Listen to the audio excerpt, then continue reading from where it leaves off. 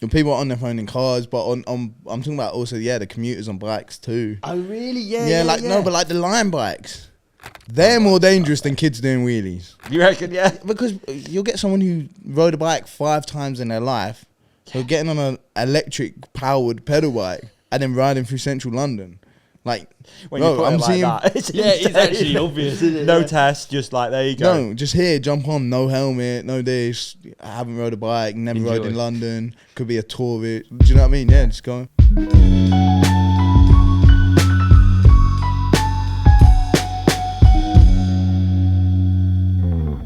I got a gift for you. Have you actually? Yeah, and I got a gift for you. You ready? Yeah. We got new merch, mate, live on the site right now. Quick unboxing. Where do we start, mate? This is a dream come true for someone like me. Look at that. We have the new TRC X TLD merch now live on the site. Oh, down the sleeve. Look, man. And this stuff looks insane. Trick. Mate, I'm having flashbacks to being a child and just longing over Troy Lee product and stickers. And now we have the Ride Companion logo on a Troy Lee product. I'm a bit goosebumpy weirdy about this. Hyped. A bit much, yeah. Where can we go to get one? All right, so they are live now on the ridecompanion.co.uk. We're going to do them in small through to double XL, which we've never done before, but people have asked for double XL. Long sleeve tee. Best quality garment we could find. Obviously, it's a Troy Lee product. And yeah, we're also going to throw some random stuff in. So if anyone who buys one of these tee, they might get another Troy Lee product sent in. It's like a bit of a raffle, a bit of like a lucky dip. Like so you buy the tee, you might get something else thrown in there as well. All right. Little extra. So yeah, mate, I'm so stoked. Big up on these. Sleeve design. Oh. I want to put mine on, but the camera's looking at me. We could overlay some footage of you wearing it right now. All right. Beautiful. Thanks, Companionship. It's a great way to support the podcast. Is grab yourself one of these tees. And the super limited edition as well. Forgot to mention that. There isn't going to be many of them. All right. So you're going to be one of around 100. These are collectibles. You could say they're collectibles. Could say it's collectible. Like it. Big up. Amazing. Let's go. Let's get into the episode. Yeah, you can clap yourself in. You'll be the first guest to ever do it. Is that right? Probably. I don't know. I think you are, yeah. Yeah. That is an honour. You've given yourself your own introduction. Why not? There we go. Are you guys ready? I'm ready, dude. You look like you're ready. Yeah, I'm ready. Are you ready? I'm ready.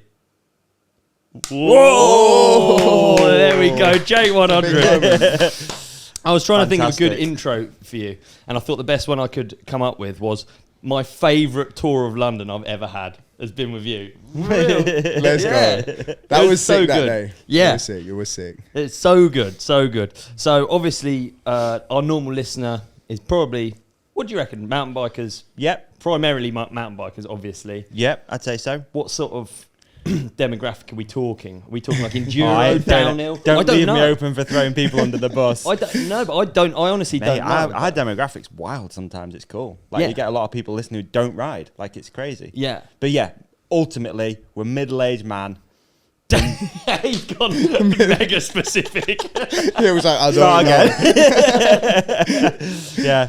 Okay, so basically what I'm saying is that we're mountain bikers and we need an introduction to basically what kind of, you're part of a subculture of biking. Yeah, pretty that much. maybe they're not in tune with. Yeah. And I thought maybe you could introduce what it is you do.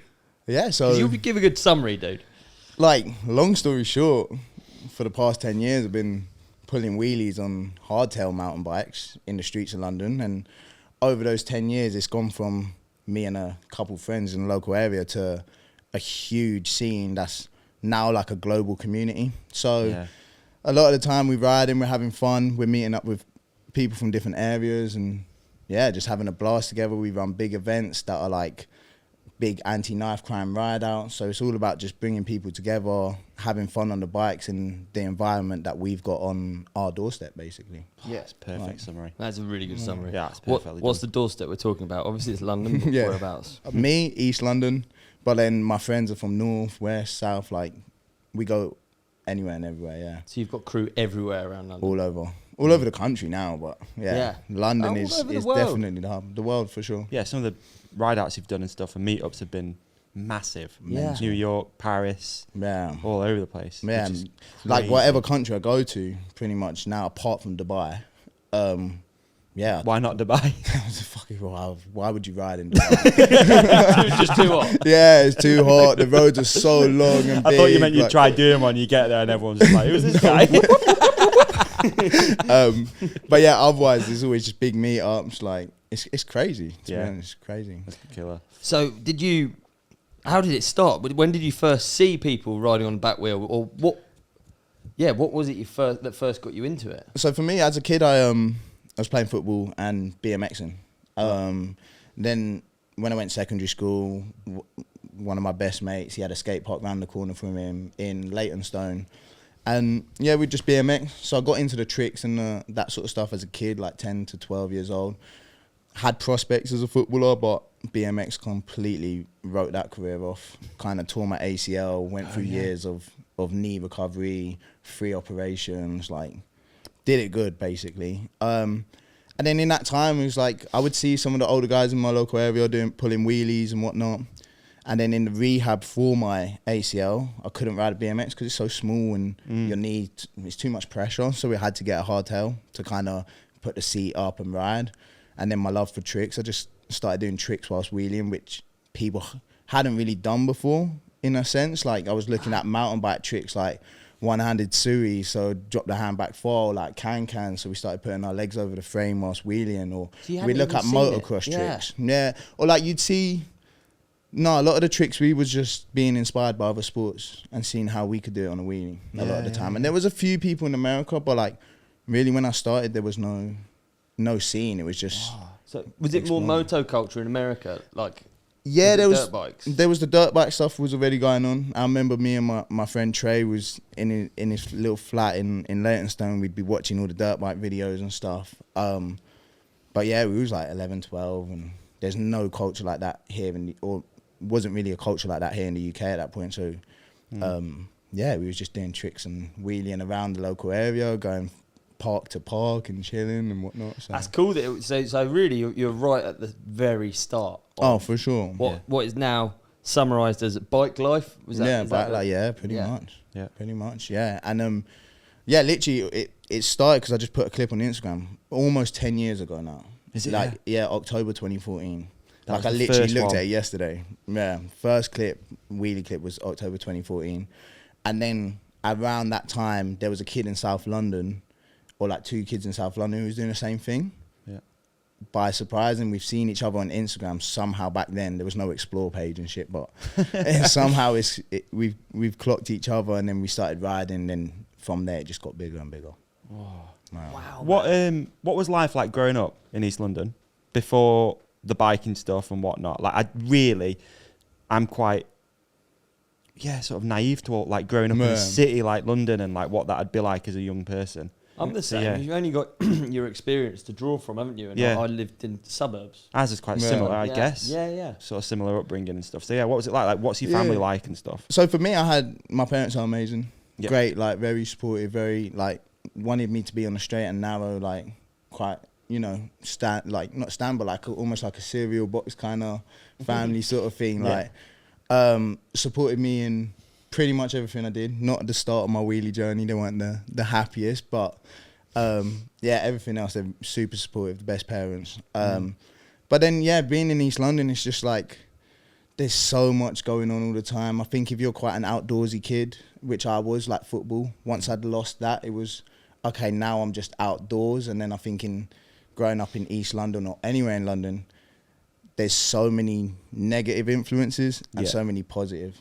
Yeah. There's a lot of both. Do you know what I mean? So it's just really about not getting drawn down the negative path like a lot of my friends did. And it's just kind of staying on the straight and narrow and kind of, it's like a journey. You just got to weave your way through it, and things happen and stuff happens to your friends and this and that. And what sort of stuff? Just like I have friends who got stabbed, or we would get robbed when we were little kids. Like people would come and rob you, and Got robbed by 5 guys on a moped when I was like 13. Really? You know, things like that. So yeah, it's like just situations. You see things, you hear about stuff. People get arrested. Like, but on the other hand, yeah, there's a lot of people that are looking out for you, and you know, there's ways to escape it, and that's kind of why bike life, I think, has thrived so much in London and is supported so much in London by police, by councils, by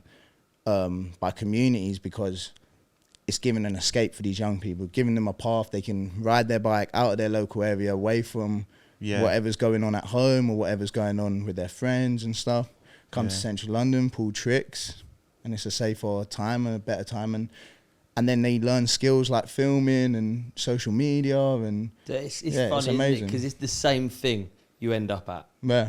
But like both, whether you're from the countryside or from the city, you end up in the same thing. It's an escape, I guess, or like from whatever, 2 wheels, isn't it? Yeah, from whatever it is. Like, you could be in the countryside, have a super stressful job, you're working really hard, or you're looking after family, whatever. But then when you go and ride, that's your version of escape. For me, it was my kind of way of not getting influenced down the negative way. It gave me something to really focus on. For other people, they might have gone to prison, come out, and they don't want to be around the same people. Let me get a bike and start riding. So it's different for everyone, but I think that's why the scene feels so much like a family, because there's no judgment, there's no boundaries, there's no, oh, you can't ride with us because you're not good or your bike's shit or whatever. Like, it's just like one big family, because it's really from the ground.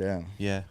It's rad to hear. It really struck me when I met you before, the positivity of your message, kind of, because it isn't something that you'd necessarily immediately see. Yeah, you know, because like you see clips of people wheeling around in the street, and you don't think first and foremost that would be what you're out there doing. And I completely understand people may have had, or at times, or when people first see us, they might have a negative perspective or have a thing, but that's life, innit? Like, there's no, do you know what I mean? All we can do is what you can push our message as much as we can to prove people wrong, you know. And it's literally why I started YouTube back in the day, right? Because we had 1 or 2 rideouts which were like the big anti-knife crime rideouts, which was all about bringing people together. But after the first 1 or 2, the articles in the paper were like hooded chavs causing mayhem in the city, stuff like that. And for us, it was the complete opposite. Yeah. You know? Yeah. So then that's why I was like, I need to start doing vlogs. I need to start showing people what we're doing throughout the day, the fun side, why we're doing it, do you know what I mean? And that's how we kind of really changed the narrative. And now it's a highly praised thing in the media every year that we do. You think it has changed? Yeah. Oh, massively. Yeah, we're getting, like, I was front page of BBC News online before, because it was 3,000 teenagers protesting against knife crime in London. Do you know what I mean? Yeah. And it was a really positive, it's now a super positive thing. And like, police have even put reports out online saying we'd rather kids come to central London and do wheelies and skateboard than be in their local area. Wow. Yeah, so it's been... Was it quite hard at the start though, when all those negative things were coming out? Yeah, we used to get stopped by... We'd get stopped by police, because at that time, when you think about 9-10 years ago, one, we're a lot younger, and we're all dressed in tracksuits and whatnot. No one's wearing helmets, and we're riding around. So it's like, at that point, people weren't aware of bike life. They're not watching people do wheelies. They haven't seen the viral clips. They haven't heard about Bikestormz or the message. So at that point, understandably, they're probably thinking the worst. And whether that's from media stereotypes, their own stereotypes, whatever, it's like, understandably, the police were coming at us a lot. We'd stop at Oxford Street to fix a puncture. Police come from everywhere searching us for if we'd stolen phones. We ride down the road, stop for a drink, police come searching us, and we're like, you know. But over time, and with the big ride outs and a few figures in the scene kind of breaking that boundary with the police, we've been able to kind of really get them behind us, which is amazing. Wow. It's so cool. No, it's crazy. It's cool to see as well, because on the videos it doesn't come across actually how quick you're going and how wild some of the swerves are. Like, I was blown away. I was, you know, as a mountain biker, I've been doing it a long time. I was sort of thinking, well, I'll be able to like wheelie around with you. Oh, you were though, dude. Wait, was it you? Who was it? He was doing the that was me. The super manual. Yeah, that's my was Siggy move. Yeah, I hope I bought that to Bike Life. I have a little impact. Mate, I think you did. I'm not gonna lie. I saw a few. There's a few people who do that. Really? Yeah. Sick, dude. The super manual. You showed me the swinging legs. Oh, the no foot yeah, manual. that's nice. Yeah, that's nice. that's my signature. Like, Yeah, is it really? people call it the Jake100. Yeah, out in America and stuff. No way. Yeah. That's But funny. like, yeah, it's a no foot manual pretty much for us. You never thought it was going to take you to America and stuff when you started doing that, did you? Hell no. No, of course not. No, I remember. Yeah, it was. Like, it's mental how it happened. To be I honest, can imagine, man. It's a wild journey. Like, crazy. So when you first started Yeah, doing wheelies, yeah. riding around streets and stuff, what bike did you use? Who were the people Yeah, you're that's hanging a out good with? question, Yeah, yeah. like how did that side So- of it start developing? The first bike I got for wheelies. Yeah. Was a Savison Tough Tracks, like a red hardtail 27.5, mid-range kind of hardtail bike, one that you'd find in your local bike. And did you shop buy sort of that thing. specifically No, for so like? my dad actually bought that for me once I'd injured my knee because he'd had a big motorbike incident and had a big compensation. And then when I needed to recover from my knee injury, then he went and got me that mountain bike Right. to help with the recovery. Yeah. And yeah, I don't think him or me had any idea of what that mountain bike would begin, but yeah, it changed my life. So Yeah. the front brake came off. How quick did you sort of start changing it into a wheelie The bike? front brake came off probably within the first few months or year, because I understood quite quickly that once you take the front brake off, I don't know, even if your like calipers perfectly aligned, it still slows down quicker than when it's just not there at all. Yeah. So, and then when the wheel stops when you're wheeling, it's like it becomes harder basically. Yeah. So yeah, we took that front brake off pretty quick, which I kind of regret now because I wish I'd learned like when early days that I was riding. I wish I was learning endos and nose manuals and stuff. But like now when I have a front brake, it's so like it's pretty alien to me. So it's like You wouldn't have had one with BMX either. no, hell no. You went on the opposite side. Did you have to learn that? No, I'm always left Always left left. hand brake. Yeah. Back Okay. brake. Yeah. Yeah, always. From day. Never changed. So what other changes would you make to like this first bike? What made it like a wheelie bike? That one, nothing made that one a wheelie bike. Because at that point, there was no idea of a bike being a wheelie Yeah. bike. Do you know what I mean? It was just, so cool, man, to be at the start of something like that. yeah, it was just Really a hard unique, thing. that, too. innit? Like to start a sport, almost start Yeah. that sport. Yeah, like in a the movement, UK for culture. sure. Do Like, you know what I mean? Yeah. To be that guy that started it, Um, pretty wild, isn't me it? and Really? friends. Or like, yeah, like the couple mates that was the first few like early days with, like, they're not riding no more. you Really? know? Yeah, none of them. Okay. None of them. No, You got- like no riding. Like they're not riding no more. No. Could you even imagine that?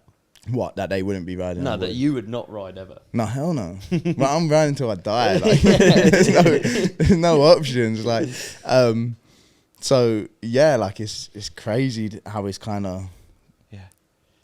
come to light. But it was just, do you know, I think for me, I almost feel lucky that it was that way for me, because I see with a lot of the younger people now, is like, now that they've seen people like myself and Little Harry and some of these other kind of big stars coming out of bike life, they're really striving for that. Yeah. Which is not the best mindset in my opinion. Whereas when we was doing it, we rode so much and did everything because we loved it so much, and then it came, and we weren't 3, 4, 5 years deep and thinking, oh, nothing's happened, we haven't made any money. Yeah. Do you know what I mean? We was just riding it out. Yeah. Like, we was doing it because we really loved it, and it was really just something for us to do after school on the weekend. There's a lot in that, I think. Yeah, and I People think getting that, into it now and just hunting viral clip, Yeah. hunting Yeah, sponsors, social media hunting does it, doesn't it? likes and Mhm. stuff. It's like, if you're just doing it because you enjoy it, like, yeah, there's a lot. you're be gonna said get for a that, lot I think.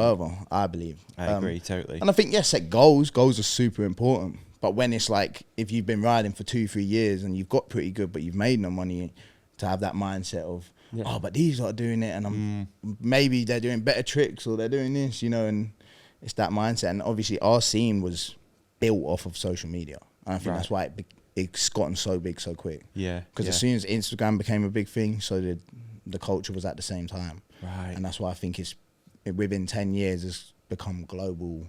Wow, thousands everywhere. Do you know what I mean? It's like turbocharged, basically. Yeah, almost got a boost. I believe, like when I talk to people, hear about skateboarding or mountain biking and the years of progression and how long it took, and you'd have to look in magazines to see your favorite riders and stuff. Whereas for us, it's at your fingertips in a second, all day, every day.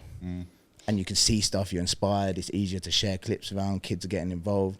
And kids are looking at that like, I don't even need a skate park or mountain bikes near me, I just go outside my front door. Yeah, and a bike, the barrier to entry is not super high, is it? You get a bike, and kind of, from what I can see, everyone has all kinds of different bikes. It's like completely. Yeah, I think until you're serious, yeah, you start buying specifics. But at that point, it's like you see kids coming out, and kids are from all different backgrounds. So kids are coming out who are from less privileged backgrounds, are coming out on BMX with no brakes and stump pegs, and they'll end up being the best riders. Yeah. Because they've learned on complete and utter like bad setups. Yeah. So when you get serious, what else do you do to a bike? What else do you do? Yeah. Change the tires straight away. Right, what are you changing to? Me, fixed slicks. I'm like, so it's a big argument in bike life, like it's fixed slicks or hookworms. What are they called? Maxis, so thick WTB fixed slicks. Yeah, so they're thick and slick. What are they made for? It's for like swerving and street riding. They've made them for that? No, I think they made them for fixies first. Right. So like very skinny, 23C. You've seen them, right? Yeah, we just looked at them outside. What I mean is like that, has that come from your culture or was it there before and you've adopted it? I think they're beach cruisers, dude. No, they're from the beach cruisers because the first bikes that I ever saw with the fixed slicks that I ride now were the SE bikes. Oh, which were the beach cruisers. Yeah, so like that was the first kind, like they were where I saw fixed slicks. And then fixed slicks dominated early days of the scene. Everybody was on fixed slicks, and then Maxis, people started to ride the Maxis hookworm, which were the ones that are on my soapbox. Yeah. So they're the ones that generally are more popular. I just like the fixed slicks because it's the fastest and lightest tire. Yeah, like you can get the most speed on them. Okay. So, and for manuals, the no foots, like it rolls forever. What sort of tire pressures do you run? 65 max. There you go. Straight max PSI. 65 max PSI. As much in there as possible. Yeah. When I did the 100k manual, I put it 75. Whoa. Right, talk about the 100k manual. How did that come about? So that's a Guinness World Record. No, I don't like. Not technically, no. It's not. No. No, you have like to pay a lot of money to make something Guinness World Record. Yeah, you do. Yeah. It's like 10 grand or something to call it. Yeah, and get it all done officially. Unless it's like part of their TV show or something. I think there's other ways, but I couldn't believe that was the case. Mental. Made me sad actually. I was like, oh. Yeah, all those records in them books. Yeah. 10 grand each. Yeah. They're all great business. I actually was at a street race and the Guinness person came out. Oh, really? Because it was the Guinness longest street race. It was in Colombia. Oh, no way. And they came out to like approve it, and they were £14,000 to get them out there. 14 grand. And literally, they just had to measure the track. It's mental, isn't it? But I'm sure there's more that goes on. But yeah. But all right, 100k. Yeah, no. Honestly, I just wanted to go fast, didn't it? I was like, I love manuals. I was like, so when I released my signature bike, the C100, I did the launch video I did in London, California, and Dubai, and at the end of the California section, I did a hill bomb. And I wanted to go 50 miles an hour doing no foot. I did like 49, but I couldn't test it on the day. I had to test it when I got back home. GPS, it was all funny. But then ever since that day, I was like, no, I need to go faster. Like, I need to do 100K because I'm Jake100. So I'm like, yo, Jake100 needs to go 100K. So I was like, hey, let me go give it a shot. So we drove to Austria, met up with the longboards, the downhill longboarder guys, because they be going 110, 120K on them. So I was like, all right, they're going to know the spot and also know the roads and whatnot. So, yeah, we just went out there and fucking got it done. Sent it like 7-8 tries to get up to the right speed, pumping tyres and whatnot. What does it feel like at that speed? They're fucking lit. I love it. Yeah, like great. Like I want to go 70 miles an hour now. Really? Which is that's like probably 110. Got to change the Instagram or what? Jake110. 110. Be 110K afterwards. Yeah, 110K, yeah. So yeah, that was pretty much it. Just drove there and smacked it. You have gears on your bike. Yeah, 10. Do you use them? Yeah, hell yeah. Really? Yeah, because you do a lot of miles, don't you? No, like yeah, on a standard day. Like sometimes we do super long rides. Yeah. Some days we go spot to spot and just chill and whatnot. So like we did When you the say 100 spot miles. to spot, Yeah. what makes a good spot? Oh, depends. If I'm with like my friends who are from BMX background and whatnot, who are like, we get down with the hot manuals and the little stair sets and stuff, then I guess like a good spot. Top 3. Let's have 3. Top 3 spots Top for 3 me spots in London. Bike life. Nice, For me, Yeah. Pudding Mill, number 1. That's the Right. station where I do all the trick shots. Yes. That's number 1 best That's the spot. barrel spot. That's the barrel spot. Nice. And is that local? That's like. That's just for you. But I lived in an apartment that like looked over it. Perfect. For a while, and then it's just become the spot. Got probably over 1 billion views at that spot. Like between videos, like the amount of. It's undercover, right? Yeah, undercover, no security. Police are super chill. There's no residents that live immediately there. Yeah. It's sweet. I love that already. What you have to consider for a good spot. You know what I mean? That. It involves like residents, Yeah. police. And trying to find that in London is tough. Dude, Yeah. trying to find a toilet in London is tough. Honestly, I'm looking for a bush. yeah. There's no bushes. There's a lot of parks. There's a crazy amount of parks, isn't there, in London? Yeah. It's like 3,000 or something. Yeah, there's quite a Something lot. ridiculous. Yeah. So that's number 1. Pudding Mill's number 1. Yeah. Number 2 spot for me. No, another great spot is the O2 strip. Is a great spot. So it's just a big flat piece of concrete, super smooth, right on the river. At Canary Wharf, the whole business district, Canary Wharf, and all the buildings there, right there on the other side of the river. Like beautiful views, beautiful spot. You can do whatever you want there. Yeah. How do you get there through that tunnel? No, you have to go. Mission. You have to go. You have to ride down the River Thames, yeah. and it's on the River Thames, right by the O2. Nice. Right by the O2. That's a good spot. And then otherwise, like Soho, like just the streets, like is the best. Where's the biggest spot. hill? In London? Yeah. I think the best one Like for the us to bomb. ride is Alexandra Palace. Where we just did Where the soapbox. soapbox was. Yeah. Yeah, because that's quite a descent from the top of there, Bro, isn't it? Incredible. Yeah. Love it. Yeah, that's a good one. Yeah. So that's the best like hill bomb in London. It's the Ali Palace Is it? Yeah. for sure. Ali Pally Hill. Or Bomb. Crystal Palace is pretty good. Okay. Man, that's the list of places you just said is all over London, huh? Yeah, like north, south, west, Yeah, east. yeah. They're all over everywhere. Yeah.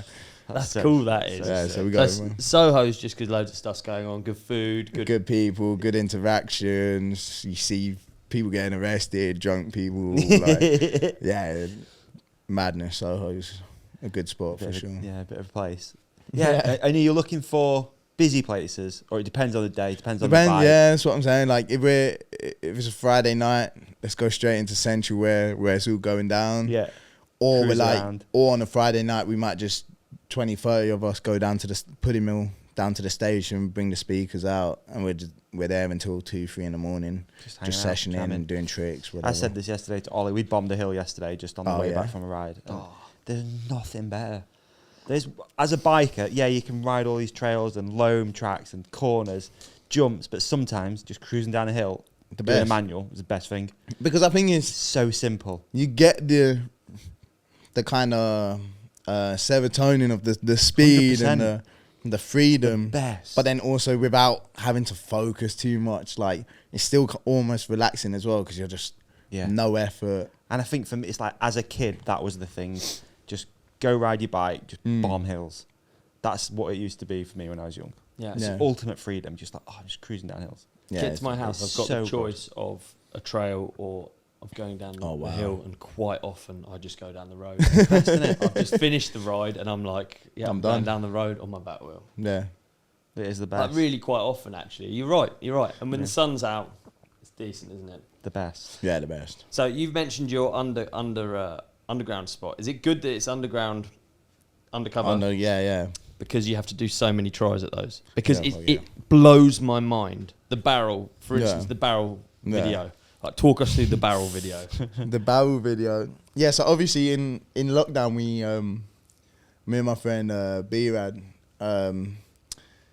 we came up with the Bike Life Circus is what we called it, basically, which is where we started taking the front wheel off. He basically was like, fuck that, I want to get my front wheel off. This is in lockdown only. It's not It started in lockdown. Is it? Like the no front wheel tricks, like the ones we started to do, that basically kind of a bit of inspiration from people like Tate Ross and stuff, you know, the BMXer. Yeah. But we started taking the front wheel off, and we filmed like a video part, Bike Life Circus, in lockdown. And we were doing some crazy shit. He was the first person to like take the wheel off, pick it up and put it back on. And then after that, I was the first person to pop a wheelie and land back on the wheel whilst it's rolling, like in the forks. Video that blew up. That one went crazy back in there. That's when like all Danny and all those people, Pink Bike, everyone started following and kind of clocking on. Yeah. Okay. And then ever since then, it's just like, all right, trying to be different and creative with those tricks. And then, literally the other week, I saw those barrels. Collective Bikes must have used them in an event. I saw them in the warehouse and I was like, fuck, do something with them. Done 2, like bounced it off one barrel off the next one and caught it, put it back on. It took like two nights to do it. Tries, yeah. Yeah, like 3 hours, 3.5 hours first night, probably a couple hours the second night. Yeah, I'll just repeat. And you're just spacing the barrel. What do you do? Space the barrels out or go faster? No, it depends. Yeah, like at times we're spacing them out. We kind of get it to a point where I get 4 or 5 good runs with the front wheel, and then we kind of work out, this is roughly where, on average, this is roughly where it needs to be. And it's like the barrels are never in a dead straight line because the wheel will never bounces completely straight and perfect. So we kind of see which way it's tending to bounce, if it's right or left.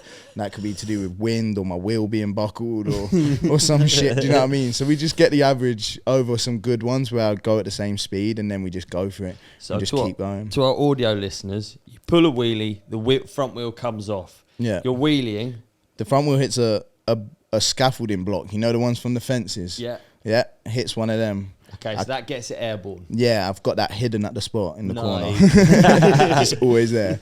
Corner no one looks. Yeah, and then it goes airborne off one oil drum. Yeah. Doink. Bounces off the next oil drum. In the meantime, you're still front wheel in the air. Wheeling next to it. Without a wheel in the forks. Yeah. Catch the wheel before it hits the floor. Yeah. Put it back in the forks. Land on the wheel. Ride away like nothing happened. To victory. Yeah, just to ghost the bike and go home. 6 hours. Yeah, like right, the way we do it is like when the sun starts coming up at 3, 4 in the morning, we're like, yeah, session done. Like that's how we end those sessions if we ain't done the trick yet. Really, yeah. Yeah, it's like sun's coming up, right, it's home time. Like, but yeah, that was. So yeah, those 2 barrels, and I thought I knew the video was gonna do well. Yeah.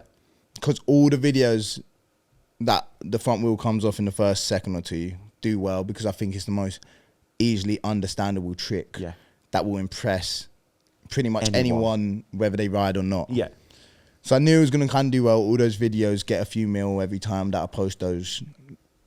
And this one just went 127 million in like a few weeks. Wow. Whoa. Mental. Did it go instantly? No, it got like 1 million in the first 24 hours. I was like, okay, yeah, it's on. Then it had done like 20 in a day or 2 days. Yeah. And I was like, shit, it's not stopping. Then I was like, then it surpassed my TikTok, my most viewed video on TikTok, which was like 60 something. I was like, yo, this is gonna get 100 M's. I was like, and then that's when I was like, yo, I'm Jake100 million now, like. And then it just kept going again. I was like, fuck.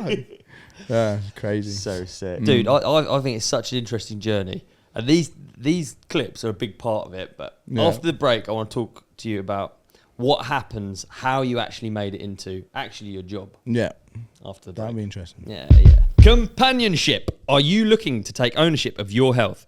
Introducing AG1, a powerful daily nutrition supplement designed by scientists to support your body's needs. AG1 is a comprehensive and convenient blend of over 70 high-quality ingredients packed with vitamins, minerals, and whole food sourced nutrients. With just 1 scoop each morning, mixed with water, AG1 helps to support your brain, heart, energy, and immune system. It's a powerfully simple way to start your day right. While we have a degree of individuality, science tells us that the human body is interconnected, which is why AG1 contains over 70 ingredients to support your baseline nutrition. Drink AG1 is the best way to feel reassured that you're supporting your body with a broad range of nutrients it needs. AG1 isn't just another supplement, it's a morning ritual, a timely habit that fits seamlessly into your routine. And it does fit into my routine. Dude, it does, yeah. Because I just do it in the morning before anything. Apparently you're meant to have it on empty stomach, which I actually quite like. I take it with me in my little AG1 shaker and just go walk the dog. I do it empty stomach every time, actually. Yeah. Because it said on the instructions, and I did what was on the instructions. Like, you know what I mean? That's the sort of people we are. Davey, what are the benefits? Well, Ollie, they speak for themselves. From sustained energy throughout the day to immune support and stress management, AG1 has you covered. Plus, AG1 is NSF certified for sport, ensuring the highest quality ingredients and manufacturing standards. Ready to take the next step in your wellness journey? Visit drinkag1.com/ridecompanion today for a special offer. We are going to give you free 1-year supply of vitamin D3 and 5 free AG1 travel packs with your next purchase. So that's drinkag1.com/the ride companion. That's right, mate. Yeah. Nice. drinkag1.com/ride companion. Take ownership of your health with AG1. Check it out now. Check it out now.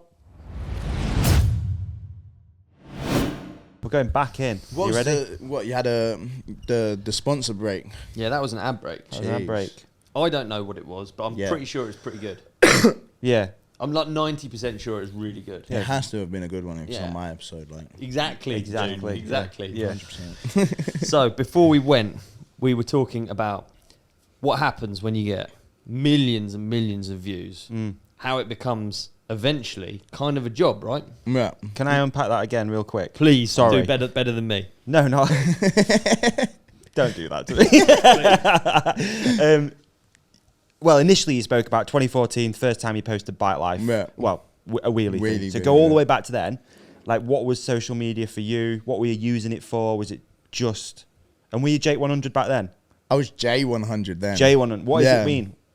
What's it mean? Well, my name's Jake, but then back then I was like a kid. I was like, I don't want my actual name on social media. Or they put J. Yeah. It was J100. Okay. The Instagram account's still there. I'll send you a clip after you put it in, whatever. Yeah, please. But so that was in 2014. But yeah, that was then, was just personal. Using it, just doing your thing. Mate, but like there was no, I weren't like, pop wheelies and get a sponsor. Like my dream when I started to ride and noticed that I was like good at that point was like, all right, if I can work a job part-time and then somehow make money off like a small sponsor or YouTube, riding part-time. Like I just wanted to work 3 days a week and ride 4. Like that was my dream, was ride more than I worked. Yeah. So then Instagram back then was just personal. Right. But then once we started posting clips and kind of things Did the first one pop off? No, first one didn't pop off. Like that was just popped off between all my mates and stuff. Yeah. But yeah, it did start to gain traction. And I think back then, I don't know why, but it was like, it seemed like it was easier to get, like people were much more likely to follow you back then. Like if they saw you do something cool. Because I think it wasn't, like now you just scroll on your For You page and every video is some crazy shit. So Whereas true. back then, it wasn't really like that. Yeah. So I think that helped us early days to like, and where we were kind of the only ones doing it, was like we were the only, like it helped us grow quite quickly back then. Yeah. And then just progressed on from that, like to the point. Then I started doing YouTube, started getting involved in setting up ride outs. And you started YouTube because to change the narrative, really. Yeah. That was like the main reason. Was it more negative back then? Would you say like The narrative, 100%. Yeah, It's so like what I was saying earlier. what It we're was like, talking? Comments on Instagram? What we're talking? media, like the articles, like when we would do a big ride Yeah. and stuff, we had negative articles online about us just because they didn't understand it, didn't know what it was there for. We had no way of pushing the message out there. We weren't making T-shirts with the message back then because there's no budget. Do you know what I mean? Yeah, It's a whole different kind of time, and also a time in London where there's always so much crime going on that the media kind of just make you assume that a bunch of kids riding around in tracksuits negatives. But Yeah. Was there one thing that put you onto it, kind of? Was there like one moment that was pivotal? what for the narrative change? Yeah, I think Bikestormz is probably the biggest thing that changed the narrative. Bikestormz, the event, the ride out, the bikes up, knives down, ride out, because that is we start like over time. Yeah, we started to change the narrative of that because of the message, the charities we were getting involved with. Then down the line, Stormzy turned up one year and came and did the ride out on a bike, which was a big moment when Stormzy came. Nike sponsored it one year, Adidas sponsored it one year. So we had, Nando's, like every brand, like a lot of brands have come in and done bits with it. Yeah. And then I think for me, a big moment for me personally was when I signed to Nike. So I quit school, quit college at 16. I went to college for 2 weeks, but my best mate got stabbed the first day I went to college, like the night before. So I was like in hospital with him, not going to college. Had to get a knee operation as well. So it was like, everything was against me being in education, literally. So then got a job in a bike shop, Paradise Cycles. It's like a nice independent shop in East London. Worked there for a couple of years, and then Nike bought me out. Wow. Put me on a contract. What a story, man. Yeah. That's... Well, they... that's insane, dude. Yeah, I did the London advert. Yeah. There's a big advert, won many awards, where they basically got a bunch of young Londoners from different cultures and communities. And they had like all these celebrities and footballers in the video, but the focus was on the young people, and all the celebrities were the cameos. Right. So they done like a really clever campaign. It was amazing. And then, spent that whole check on going to America for the first time. The whole free or whatever, however many thousand it was. Yeah. Went to America, New York, LA on my own at 18. Why? Came back. Why? Because I wanted to go ride out there with all the guys in America. And you seen, so from that original thing in 2014, moving forward, obviously, a few years, but you see a scene 2018, start over there as well. Like, yeah, they would, but funny enough, it was kind of at the same time. Right, yeah. It was kind of at a similar time. So like, I remember going back and forth on Instagram. Like, I'd see someone do a trick in America and then learn it here, and they'd see us do a trick out here that they hadn't really done. They would learn it there. Yeah. Do you know what I mean? So there was like a few of us that I knew from the early days out there that we all had a connection with. Right. So then once I got that check, I'm like, oh shit, let's go. Flew straight out there. Wow. And then when I was out there, Nike offered me like an exclusive deal. Yeah. Because a cycling brand, clothing brand, that produces Lycra and stuff, wanted me to do a campaign for them. And Nike were like, that doesn't fit your image. We don't want you doing things just for money, so let's put you on a deal where you're good. Wow. Yeah, that's insane, dude. What do you think, like, that's probably a tough question, but like, what do you think Nike saw in you then? And what was their goal with it? It's interesting because I was on them for 3 years. Yeah. I'm not on them now. It was a great time.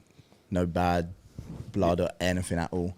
But at that time, I think, like the way those brands work, they focus on regions for a couple of years, or they focus on different elements. They get shifted around.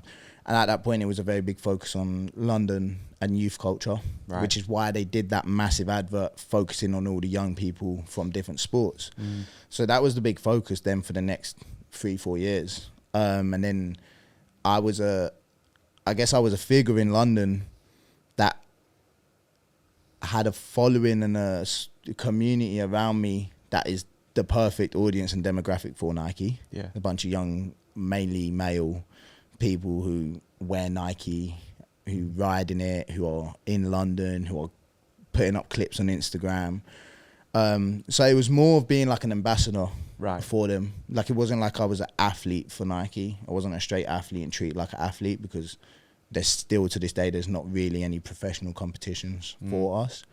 So it was more of an ambassador, kind of like a key to a big subculture, and the events that I could put on, the clips that I would do, like.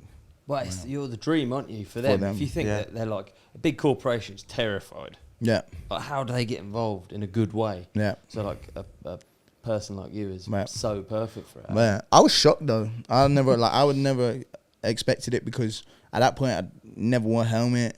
That point I was still a bit more reckless how I rode through the streets, because obviously over time, as I got older and matured and have more young people looking at me, I've like tamed my riding, especially the footage that you see online, like a bit more smart, a bit more respectful to other road users and whatnot. But back then they were just never tried to tell me to put a helmet on. Like, nothing but respect How for did them. they get They in just touch kept with me. They really wanted. They never tried to clean my image or do anything. Yeah, they were super supportive, and they just saw the goodness in it. And I think all it takes is a few people in that corporation to really have your back. Yes. Because some people in there probably hated me. You know, like a middle-aged woman who's got 2 kids. It's like, I don't want my son going and doing wheelies through central London, swerving around cars. But then other people understand London and the importance for young people to get involved in that, and really backed it. How did Nike like get in touch with you? For the advert. No, but how? Oh, like, some get dude. DM from @Nike. No. I wish. No, they had like some sort of like agency thing in London where they had like 15, 20 like young people from London who do research for Nike, do community research, right? Whatever, like casting for Nike campaigns, because they're like young and understand the culture better than the office heads. Yeah. And then I went and did. They were like, "Oh yeah, we just want you to film a quick clip on the Santander bike. We'll pay you 50 quid. It'll take 10 minutes in Stratford. Like they're gonna use it like internally for something." I was like, "All right, cool." Like never thought nothing of it. Knew it was for Nike because they had me say, "Just do it." So they didn't want to tell me it was for, but they were like, "Yeah, say just do it." And yeah, I wonder. And then didn't hear anything for 6 months. I was like, "Oh, quick 50 quid, innit? Like, not bad." And then they were like, "Yeah, do you want to be in the advert? I'm going to pay you a few thousand," type thing. I was like, "Oh, shit. Dream. Here we go." Well, and that was like my first sponsor, first deal. Was it? Nike. When did you actually start realizing that there was that you had worth? Like, not saying you're not worth. I'm not saying. No, I know what you mean. Like, no, like the value. Yeah, like your own value. Do you know? Luckily, I think. So when we was kind of coming up and we started to get 50, 80,000 followers, and we're starting to get little like rappers want us for music videos and all those little kind of like little day-to-day jobs or little bits of interest from small people or whatever. We luckily had a few good mentors coming up. Yeah. We there was a guy called Charlie Dark who is one of the kind of pinnacle people in the running culture, but like the early days. Not kind of what it is now, which is it's like a big trend now, but he's like really core from the running scene and really built a big brand and became a brand ambassador for a lot of brands. And he kind of saw us and our crew and knew a guy called Mac who was looking out for us too at that time. And they would, I remember sitting in a pub when I was like 15, 16, and he's saying like, "How much are you worth?" Like kind of asking us those questions just to see what we knew. And then he would like mentor us off the back of conversations like that. And I had another mentor called Yvonne.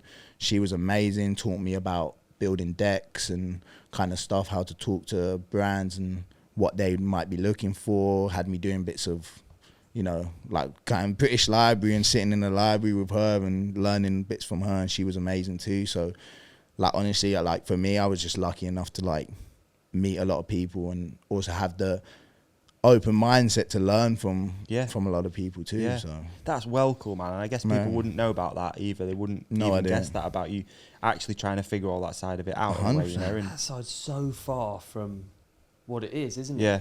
Yeah. Like I've sat in British Library and when I met Yvonne, my mentor at that time, and we're sitting down building decks. Like the first time I ever spoke to Red Bull, like she helped me build a deck to pitch some ideas that I wanted to speak to Red Bull about once they called me in for a meeting. So it's like all those bits, like I had to learn all that stuff. Yeah, it's well cool, dude. And at that point, was it starting to become like a job? Well, around that point. Or that helped it become that? Like, well, Nike was the first moment it became a job. Yeah. Like at that point, I was out of work. Like Nike were like, "What do you want from us?" I told them I want time. Like that's what I needed most of was time. Yeah. But obviously time means I need to be supported financially to take advantage of the time. Especially in London. Exactly. Because I was going on trips and they were like, "Oh, do you want some trips? Like we could just have you on a big deal where we have you on like a bunch of trips all year." I'm like, "That's all good, but if I'm working a job, I can't go on trips throughout the year. So I need time. Like I need to be out of work." And they came back with a good deal and then it became a job.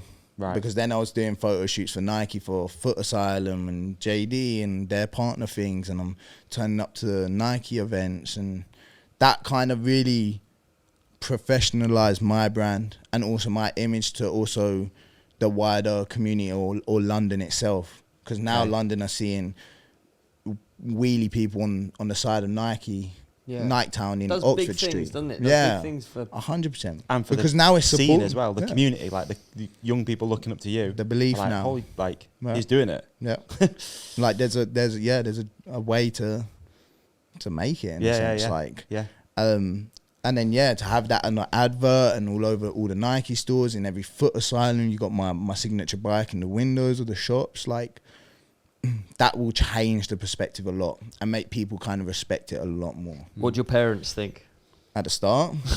at the Nike moment? At the Nike moment, I'm very proud, obviously. Very proud. Yeah. It's a big turning point though, isn't it? It's like... I remember at the start, I never told my mum the type of riding I would do.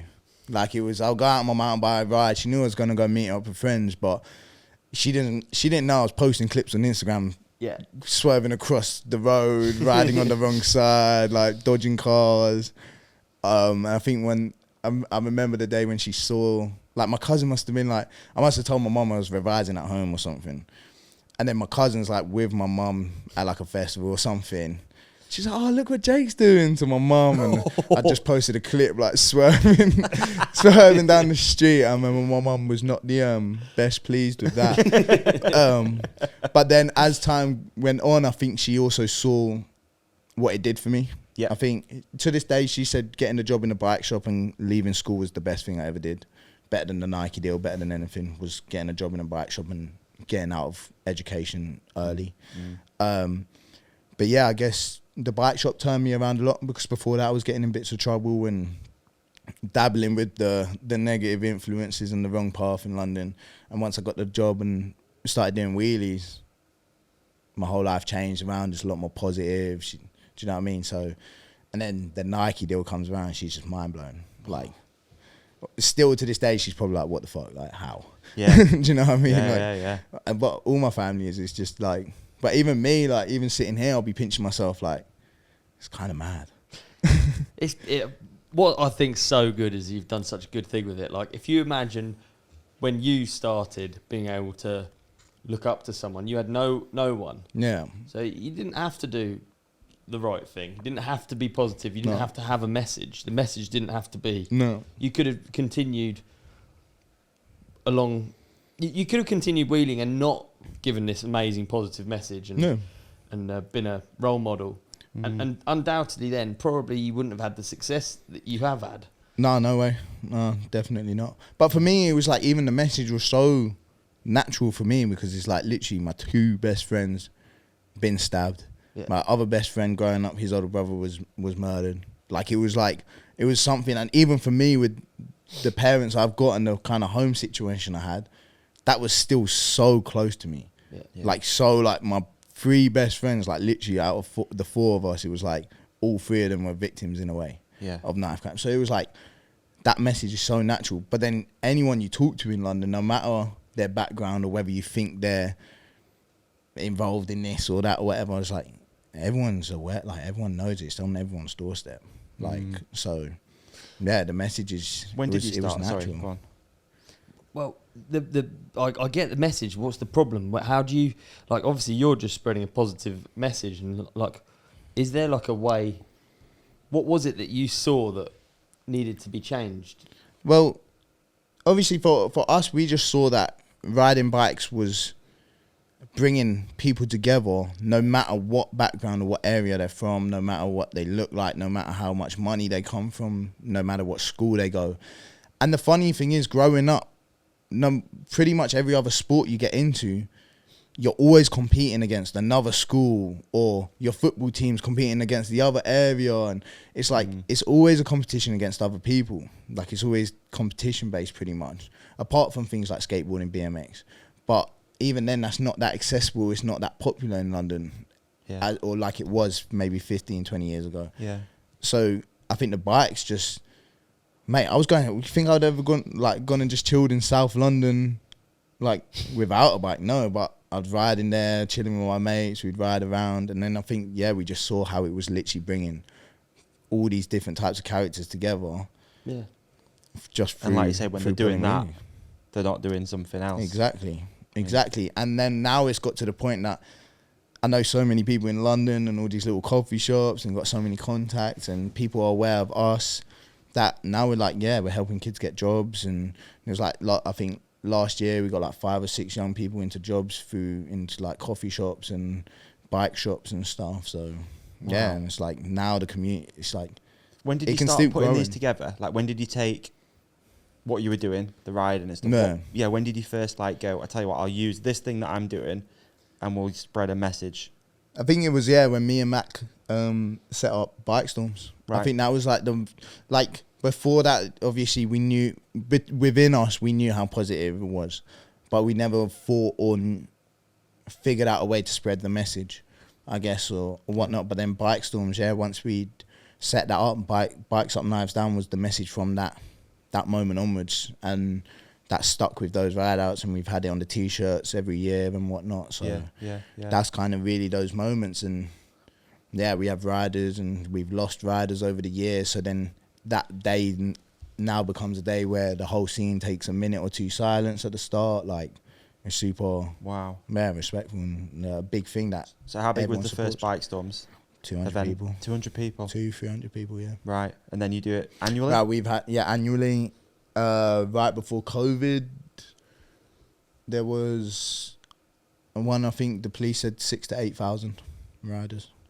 Last year was cool. Man, last year was the first year I did it on my own, like completely. The other guy's taking a step back and doing his own thing. Last year, first year I did it on my own. We did, and we're trying to rebuild it off the back of COVID, and the scene obviously has its ups and downs. But last year was the biggest it was for 3 or 4 years, and we had like 3,000 there last year, and we're expecting more this year. But we had riders from Colombia, Spain, France, Portugal, all coming to South London to do wheelies.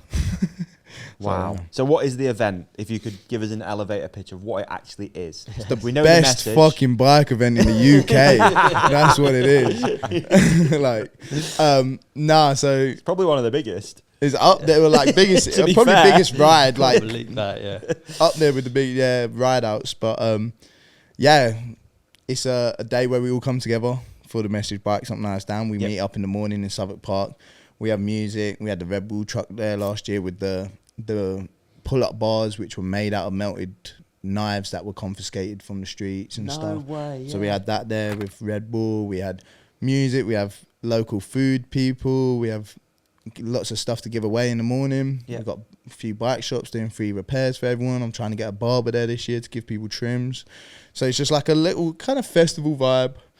And then we there for a couple of hours, and then we ride out around the city, take over the streets, like completely take over the streets. Like, and is it more of like a thing now? It's probably a silly question, but like where the police are stopping traffic. Yeah, they're blocking junctions for us. There you go. Right. Yeah. So it's not just you just go for it. No, like it's organised. Shout out to Lee, but Lee is Lee. He works in the Met.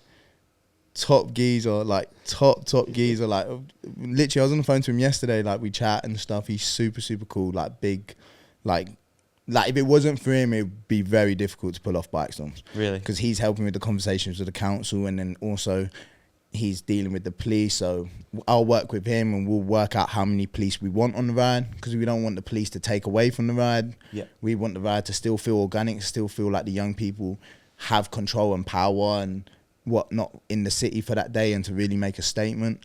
So we work with him, and we'll have like 6 to 8 police in the pack, and that's more to protect the riders from maybe angry car drivers who are stuck in traffic waiting for us to go past. How crazy is it? It's or, full circle. It's like, and now they're helping us and coming out on bikes with us, and they're well up for it, man. Wow. So it's crazy.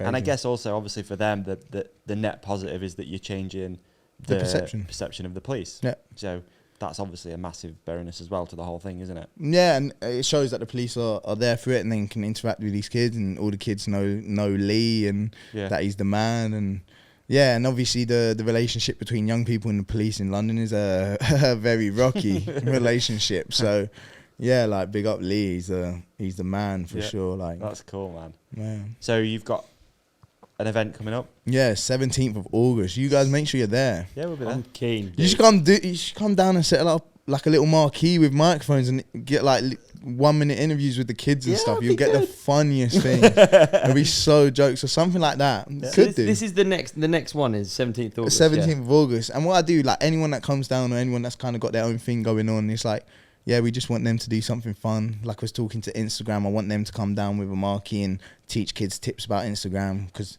they're like calling me and telling me all that stuff, but I'm like, I don't really need it. Yeah. These guys do though, so pop down. So yeah, we're trying to get people to come and provide 500 or 1,000 free meals. And the bike shop, like with WTB last year, we did a toss the tyre competition. So we stuck forks in the ground, you toss a fixed slick over the forks, you keep the tyre. So like, it's just fun. So yeah, you guys should definitely come down if you want to do something. Keen, mate. More than welcome. Absolutely. Yeah, let me try and get some of the companionship down. Yeah, we could do it. Be good, eh? That'd be sick. It'd be sick. It'd be laugh. Yeah, do a ride out. Well, it is a ride out. Get on it. We'll do our own.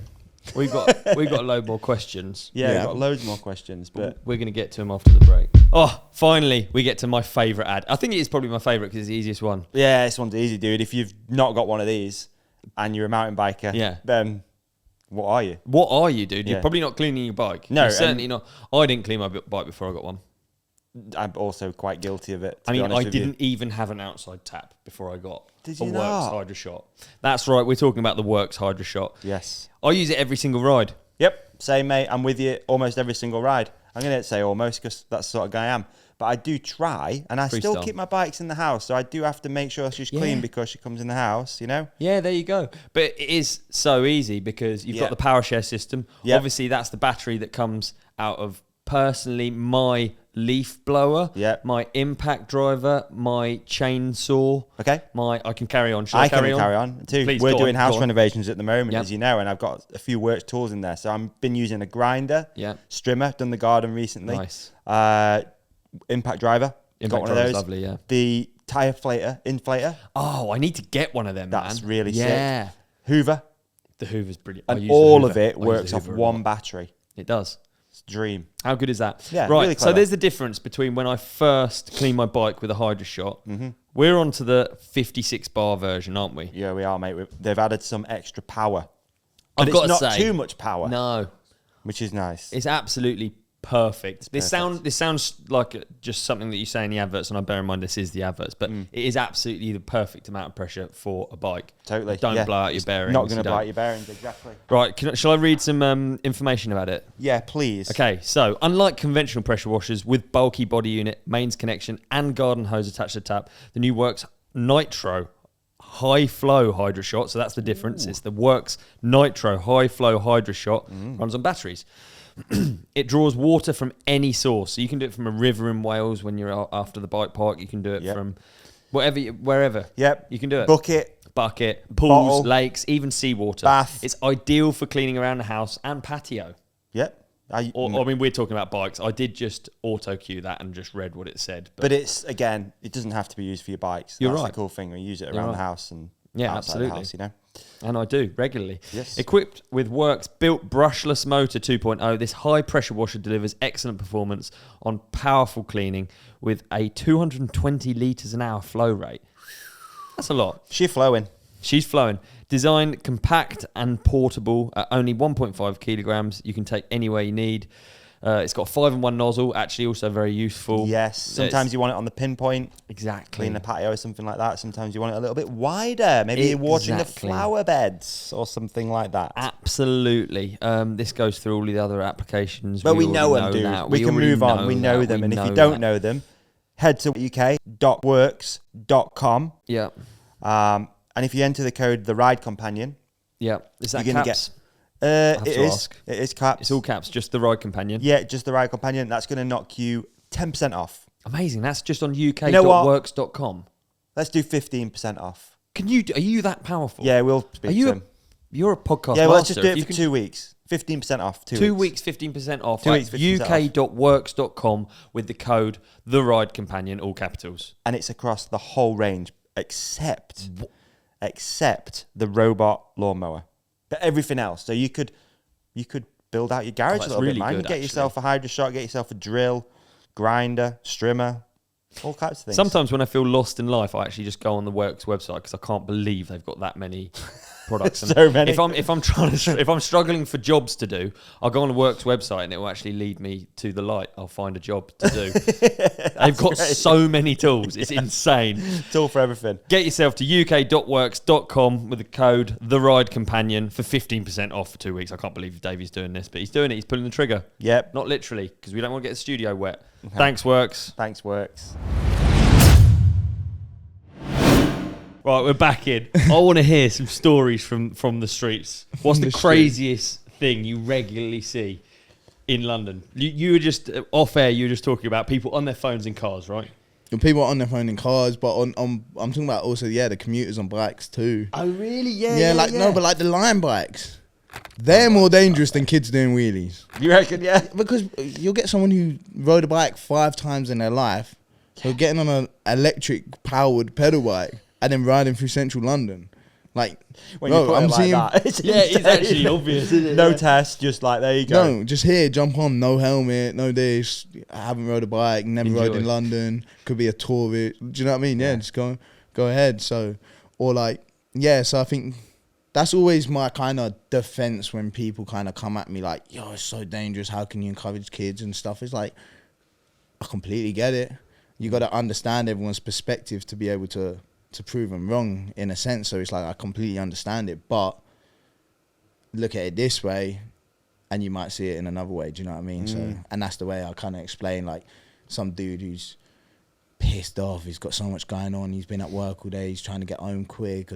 Yeah. Mate, he's more likely to hit a car than us who are focused in the zone, like, come out to specifically do what we're doing with a clear mind, happy. Do you know what I mean? Yeah. Not trying to kill ourselves to some people's disbelief. I'm with you. When I obviously had misconceptions about what it was, I'd just seen videos. Yeah. But like, you're moving quicker than the traffic. So yeah.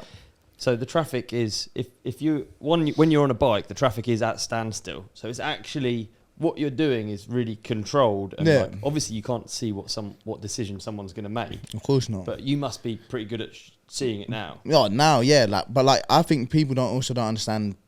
This is also for the kids too that are coming up, and it's not even just for the public, but I think people don't understand, like, when I'm riding, especially if I'm doing high speed stuff or riding through the streets, it's like, I'm looking in straight through the car at the people's mirror to see if they've looked in the mirror to see me, or like, I'm looking in people's wing mirror to see if they're looked in it and stuff. Like, you're looking at every little thing that could change someone's decision when you're really locked in, or you're looking 5-6 cars ahead at the people crossing. So, like, you're looking like everywhere. But I think for me, like, I've made split second decisions like that have probably saved me crashing, because I'm looking in people's wing mirror in their car to see if they're looking or which way they're going to go without them indicating and stuff. Like, you can see them looking left, but they haven't got to indicate. They're probably going to go left, so you either hold back or go right. It's like the Jake100 hazard perception test. yeah. I remember doing the hazard perception. You were like, I think someone's behind that bus. Should I click? There's a hazard. But now I've seen it too early. I've seen the hazard too early. It doesn't know. I'm going to click again. Yeah, that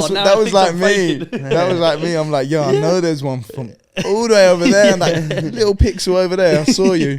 Exactly that. It is wild, man, because you've got this scene on your shoulders quite a lot, especially with, like you said, kids coming up, they look up to you, and some of it is quite dangerous. So what's like your advice to these kids a lot of the time? If something happens as well, let's say a kid does tap a car. No, like, you like, sort it out. Don't run off. Like, if it's a kid's fault completely, it's always the best thing to do. And I've been around situations where that's happened, and a lot of the time the drivers are fairly cool. I think if you really damage a car or some shit, you're gonna have a bit of a different situation. But generally, like, people are cool if it's a little tap or whatever. You're a kid, you know what I mean? You're on a bike. You can kind of, I think it's all about people's energy in those situations. You come through and you're respectful and you have a bit of an energy. You can laugh about it a little bit, apologise. You're sweet. And I think, I don't know, for me, there's like unwritten rules that I kind of have, and especially, let's hear them, dude. Let's hear the unwritten rules. Like, unwritten rules, like, for me, like, the two main unwritten rules, and the ones that if people are riding around me, I try and keep in place, or is like, no oncoming swerves. So it's like when a car's driving at you, you don't swerve it. They're called suicide swerves. And they're just, it's just not worth it. It really ain't worth it. Like, we used to do it when we were kids, like little kids, and there was no scene, there was no thing. We was doing that stuff. And that was just us chasing adrenaline, chasing that thrill. But you can get it in so many other ways. So it's like, for me, that is like a big no. We even, on our ride outs, we even try and ban them. There's always going to be someone who does do them, but that's just cultures. There's always people that are rebellious in a sense. And then the other one big thing for me is like, when people are crossing the road, I always ride behind them rather than in front of them, so you don't cut them up. So it's like, cool, I might not wait at a red light if there's one person crossing the road or something, but I'm gonna go behind them once they've crossed the road rather than cut in front of them, just out of respect, you know. Especially if they've got a pram or a kid or something, you always go behind, because you can scare them in front, you know. So they're like the two like main ones for me that are just like, when I see people doing that around me, I'm like, bro, like, chill. It's not the fuck. Yeah. Like, do you know what I mean? So it's a unique position to be in. No, Been like the guy at the top in a way. Yeah. And you have to walk this line of like, you want to push the movement forward, the culture forward, but you also don't want to, I don't know, make enemies. You don't want to be like that guy that is. I don't want to be like, I guess people call me kind of like police. the dad here and there sometimes, because I am a bit more of like head screwed on, a little bit more sensible, a little bit more aware of things. Like, you could cut that carve up or clip that car. That could be the owner of Nike who's gonna give you a deal. And there was like one or two situations when I was younger where that was proven to me, where I was chilling or whatever. I would get a text from someone from a brand that I've been working with, like, oh, just seen you here, or like, and like all my boys might have been smoking weed or some shit, like, and I'm just like, oh, like, you really never know who's around the corner, who you're gonna pass, who you're gonna cut up in the traffic, or. So it's like, I also say that to young people too. It's like, you never know who people is. So you don't want to argue, you don't want to fight, you don't want to hit anyone, you don't want to cut people up, because, right, that could be the person who saves your life or changes your life.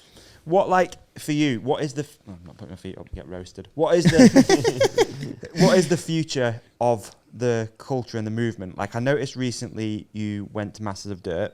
Yeah, that was sick. Yeah, that's cool. But like, so is that where this style of riding is heading, to be like shows, arenas, or is it in the streets, social media? Obviously, up until now, it's very much in the street, social media. Yeah. Like last year, me, RJ, and my other pal, Sheiks, we did shows, which were amazing. Right. But I think it could definitely go down that route, because those tricks where that front wheel comes off, like that in a show has people going crazy. Yeah, people get it. It was amazing. But for me, I'm really trying to push a competition. I really want to see a competition, something professional. You've tried some before though, right? Yeah, we've had competitions, and we have a thing called Swerve Sunday, which is like, we get a door and we see people's best swerve and that. So we're taking them off the streets and creating a course. Like, we had a fucking, like a big gym ball. Yeah. We like tied rope and tape around that, hung it from the roof of that spot in that we ride at, and we was like swinging that, so kids had to dodge that and then swerve the door. So we have events like that where there are competitions, but they're never like professionalized. Okay. They're kind of like jams, kind of, here's 50 quid for the winner, here's this, or this sponsor gave this. It's not like a professional competition with judges and respected winners and whatnot, you know? So that's something I'm really trying to push towards, and I think I could potentially do it off the back of something like Bikestormz. Is create some sort of championship, the back wheel games or something. What would it be? What would be like? Let's say you the comps. It's judged, and would it be? Yeah, we set up 20 seconds. Well, I think, know what I mean? I think it depends. Like, you can have a freestyle comp, so you get like 30 seconds, and it's kind of like flatland. Yeah. So you have an arena. Maybe there's a few obstacles on it that you could interact with or do things with to kind of make it a bit more of a interesting spectacle, and to see how people interact with that differently. You'd have something like that. You could do. I really enjoyed we set up a little thing a few years ago, which kind of got halted by lockdown and stuff again. Was an event called Off the Streets, which was wheelie racing. Yeah. So we'd go to go-kart tracks and wheelie race, and we'd all take on no front wheels off. Yeah. And we'd have 20 people, no front wheel, racing around the track, like flying as well. Like, we'd be going quick, and you'd get some good crashes. So it's like that sport. Yeah. I see a vision, but trying to do that wheelie racing, it's hard to build that up. Like I kind of need someone big to just back it, basically. That's why even when X Games posted my video the other day, I'm like sending them a message like, yo, we need to talk. Like, I've got an idea. So it's like, it's just things like that I'm just trying I'd love to see him a real MTB part, a Jake100 X Games. Yeah, it'd be sick, wouldn't it? Yeah, make it happen. Yeah. Tell them X Games, hit me up. I'd go hard for that shit too. Yeah, no doubt. Oh my God. But that's kind of where maybe it needs to... Things like that, it's just breaking those little boundaries and breaking those ins. And it's like going Masters of Dirt was great. It's just like, getting in and around those environments and just keep it pushing, man. Interesting. Where do you see it going in terms of riding? Like, what are the youth doing that you couldn't believe is happening? Bro, the combos that these kids do now, like, I don't do combos like that. Like, I can do multiple tricks and switch them up, but like in bike life, like the combos, it's when they have like the stump pegs and their legs are crossing over on the stump pegs and they're jumping from cross legs here to cross leg the other way onto pedals. Like the stuff that those kids are doing is insane. And like even when we were coming up, like we were doing like leg over frame, leg over bar, like we weren't seeing it get much further than that. Or so we jumped to the seat. Now, like then there was like a big boom of like these kids just doing combos and but like these kids can't. Like these kids are going in and just straight up learning combos from as their first like tricks, right? Yeah. Like, which is mad. You ask them to bunny up a curb, they probably can't do it. But they'll go down a hill, 20 miles an hour, and be dancing around the bike on one wheel, like completely dancing. So that's a big style. And then the other big style is kind of like the flow riding, the streets, like the swerves.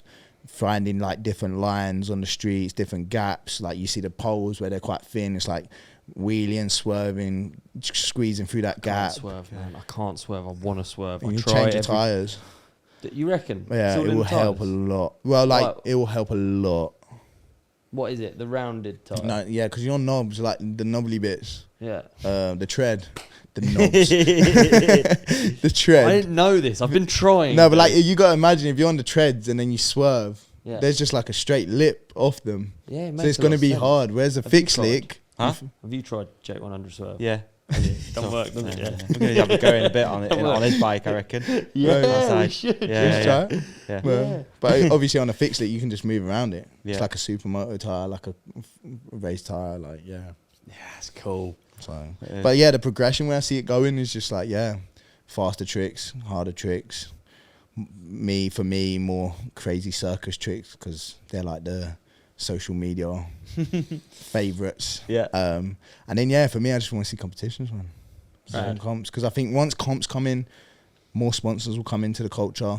You know, more respect, and then also for the young people, there's another pathway for them. Yeah. Because at the moment, it's like you either chase sponsors and go down the route that I kind of went down, or you go down the route that my best mate, Little Harry, went down. I'm not sure if you're aware of him, but he's like gone down the YouTube route, got 800,000 subscribers on YouTube, and nice. he's now moving to Florida. Is he? Yeah. To go and ride out there instead and live out there. Wow. And he's like 21, 22.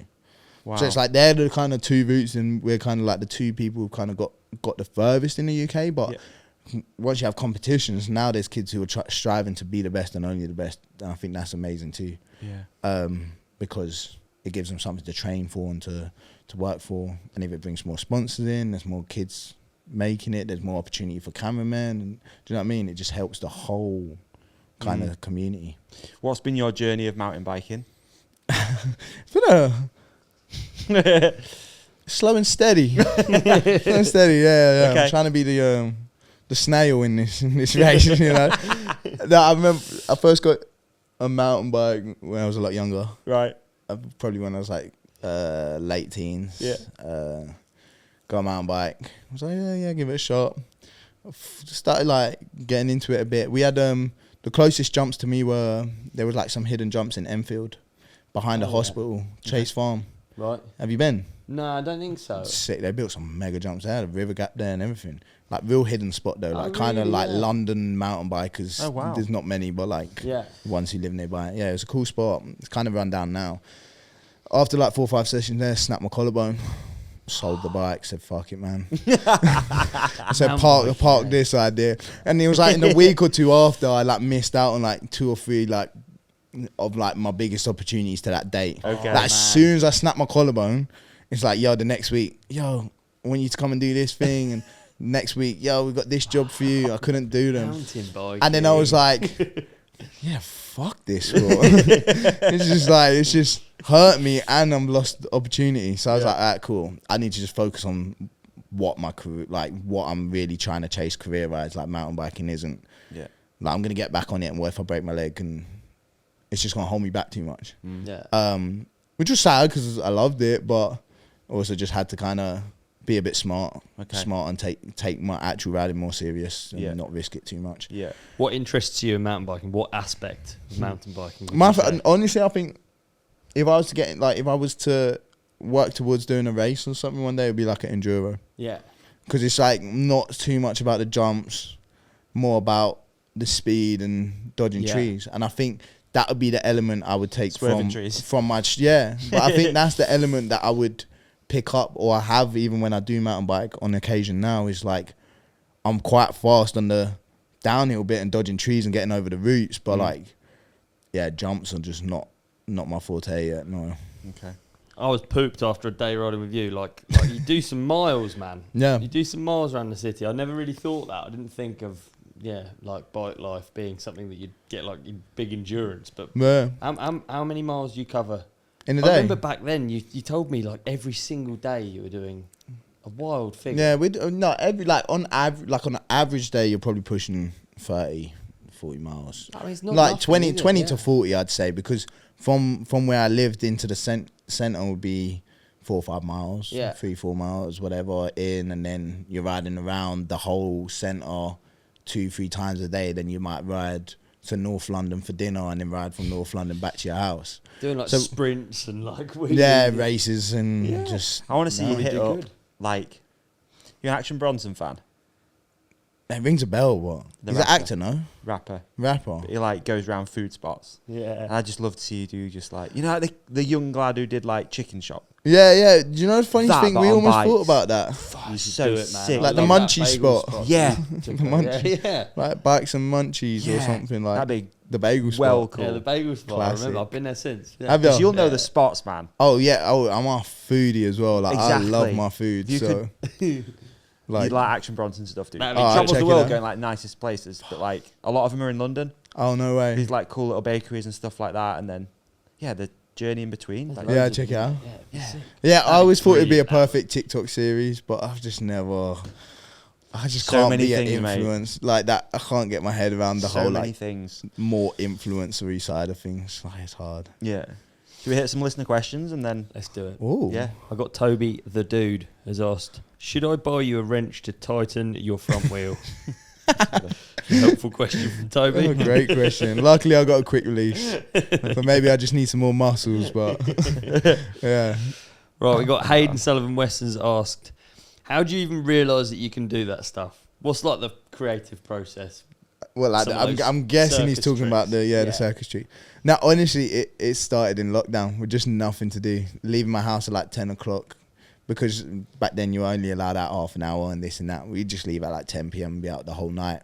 There's nothing to wake up for the next day and whatnot. So it was just hours of just being at this spot, just 2-3 of us. Like, as soon as that wheel came off and went back in the first time, it was it. It was just like, all right, what do we add? Let's bounce it. Let's try and curl it. Let's try and spin it. Because then we're starting to spin it. All right, let's get it through a tiny gap and pick it back up. Like, then we started sending it, like we'd send it downstairs into like a bucket made out of like newspaper bins and like try and do trick shots and just whatever we think of, whatever we see. Wheel. Have I made it up that the first one you actually landed? That was my first one, yeah. And I think that was the first in the world. Yeah, so you landed with your forks into the wheel when it was rolling. Yeah, it's funny because I get comments now on the videos when I'm putting it back in. Basically, that is so long to do. And then to do a trick and then following it up. Yeah, it's crazy. I don't think, like I've got good mental strength, but like maybe not there. Yeah, that's a lot. It's a barrier. But like that is the comment that I get the most now on those videos is like, oh, I would have been more impressed if it just like landed back in his forks. I'm like, mate, done it before. Like, I just don't need to do it again. Like, we did it. Yeah, we did that. And then I did a death spin and landed on it. So I've popped it up, done a death spin, chased the wheel, then landed on it. Yeah, I think I remember one of those ones. And I remember thinking, like, actually, what you're getting is a QR axle is like that. Yeah. And you're getting it in a gap. Mate, it's like 2 mil into a 2.5 mil gap, if that. Like, because it's so fine. And you can't really get it. And we've never filed dropouts or like, because people or like other people that have done those tricks on the internet before, like we've seen like, yeah, they filed the dropout or like they file it thing. Yeah, no, we never fucking did that. What's the one you're most proud of? Trick. Clip.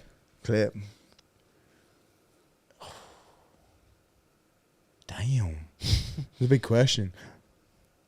The one that took the most try, that was the biggest relief when it was done. That was a question. That was it. That was the next question, yeah. Was it? Oh, well, this kind of ties it in perfectly. Yeah, what's the most attempts you've ever made? So, yeah. I think it was around 700. Wow. 700 something. Yeah, and that was in the second Bike Life Circus video that we did. And I shot the front wheel in a ghetto skate park where the floor was like shit. Like cracking. Shot the front wheel. It's gone up like a vert ramp, quarter pipe kind of thing. Rolled back down it, and then I landed on it. So it's coming towards you. And I landed on it, yeah. That one took 3 days. Did it? Yeah, 3 days. Like I think it was like 4 or 5 hours probably around first day, 5-6 hours second day. Then I took like you a got day. someone filming the whole time as well. Yeah, delete that one. Every go clip. again. Didn't even delete just because we wanted to count after. It was like 700 or something, like mental. Yeah. Big up Bibby because he filmed the whole thing. Bibby was there that day. Yeah, you remember Bibby? Yeah, he's a real rider, isn't he? Yeah, good kid, man. Yeah. He's back up north now, but yeah, he slugged that one out with me, which was great. Yeah, we took after the second day, we took a day or two. I remember pulling my hair out in the shower, going crazy, thinking like fuck, man, 2 days, like. Dude, I bet. I was like, no, I'm going tonight. I was like, no, I can't let myself go tonight. I'm gonna take it at least one day. And then on the third day, it was like 3 hours in, done it. I was like, yeah, best feeling. Yeah, that was sick. Yeah. Sorry. That one. We got one from 2 to 1 Racing. He said, yeah. Do you think you could teach the middle-aged, I like that, the middle-aged how to wheelie? Your demographic. Yeah, there you go. It's a callback. Very good. The middle-aged. What's a wheelie technique? What does it look like, a how-to tutorial? Yeah, like how to wheelie it. No, you could teach middle-aged, man, as long as they, they're ready to send it and probably fall on their back once. Because it happens to everyone. Like you're gonna fall on your back once and get winded. That's gonna happen. But yeah, I think I could. If you have a bit of bike skills already and you're middle-aged, then I think you could. I think if you're a complete newbie, then no chance. I like to talk about middle-aged like they're dinosaurs. I'm coming in hot to middle-aged. You know what I mean? Oh, mate, yeah. I'm halfway there. Yeah. I'm halfway there. I used to roll. I remember learning wheelies. I'd like endo and roll backwards. I was so weak at the time. Oh, and then pop it up. Yeah, and then pop it up on like the spinniest gear because I was just tiny and like, interesting. Yeah, I've never done that. Like all of your wheelies are so fast. I feel like. Yeah, now. So the middle age, you've got to look out for some big old coccyx. Yeah. Loop outs. Pretty much. But yeah, literally, it's a few things. Just like light gear, higher seat when you're starting helps the momentum to get it up. Cover the back brake. Just fucking. Is anyone doing e-bike? Wheelies. Yeah, but like e-bike of what you do. Like my friend converted one of my signature bikes to a electric, right? Like a Bafang motor in it. No, with a throttle. Goes like fun throttle. That fun one. Throttle. My pal just built one like with a 72 volt CYC. That thing's crazy. That's a throttle. That's like the most ridiculous pedal bike I've rode. It's insane. No, like you ride a servo and you think a servo one's like quick and nippy. This thing is really, 'cause it's lighter as well. Next level. Really, like death trap. Really, yeah, like it's Like I can't stop saying how fucking crazy it is. It's crazy. Like it's insane. I meant traditional e-bikes, but where you're going with it is. Yeah. Oh no, these there's no pedaling involved. There's no pedal assist. This is like just slap it on a bike. You can change the gears. It helps because it still spins the chain. Yeah. And then he's just 3 power levels. That thing's going. Instant electric power. It's mad, isn't it? Yeah. So like. I've never ridden a Sauron. No, I was about to bring mine, but I had the soapbox in the back. Never been on it. Never been on one. They're fun. They're so much fun. How does soapbox go? Is that, yeah, the soapbox was crazy. I'm sorry to Bazza. Yeah, sorry, Baz. But It's still hurt. yeah, It's still got a headache. yeah. my co-pilot got knocked out.